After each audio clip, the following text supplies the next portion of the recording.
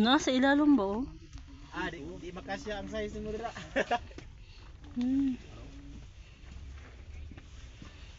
Ay.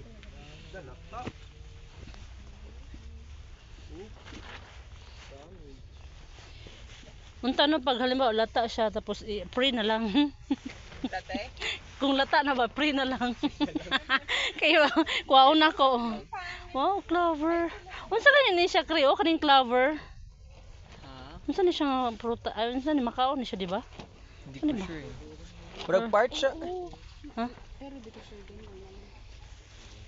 Parang part lang siya ata ng strawberry. Hindi ba? Ah. Parang